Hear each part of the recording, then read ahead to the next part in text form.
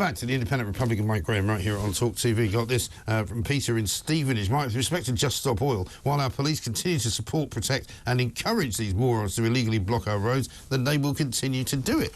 Well, that is the problem. Once again, this morning, and we had it last week as well, they're out in force, these Just Stop Oil maniacs. You know, we had some invading the Home Affairs Select Committee the other day where they took their shirts off and revealed Just Stop Oil T-shirts to try and make a point about climate change. And the trouble is, they continue to keep going out and about making their point about climate change because they're getting bankrolled to the tune of quite a lot of money by people like Dale Vince. Now, I've got nothing against Dale Vince doing what he does, but he shouldn't be supplying succor and money and support to an organisation which is basically breaking the law and making people's lives a misery. This morning, we've seen them out on Tower Bridge.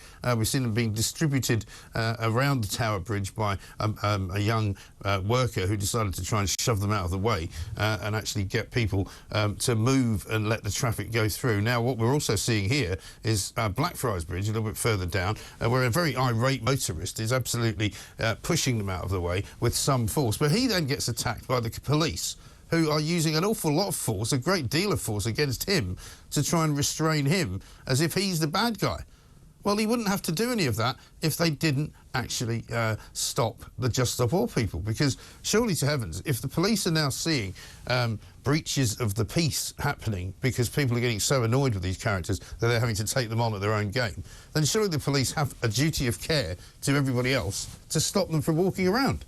And in that way, there won't be any altercations. That way, there won't be any motorists having to be arrested. That way, there won't be anybody who need to shove them out of the way and who might come to harm.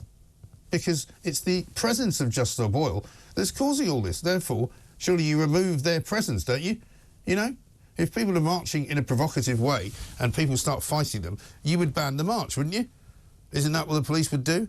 Either that or they police it in such a way that it doesn't hurt anybody. And at the moment, this is hurting the motorists, this is hurting small business, it's hurting individuals who are trying to go about their daily business and being stopped at every turn by these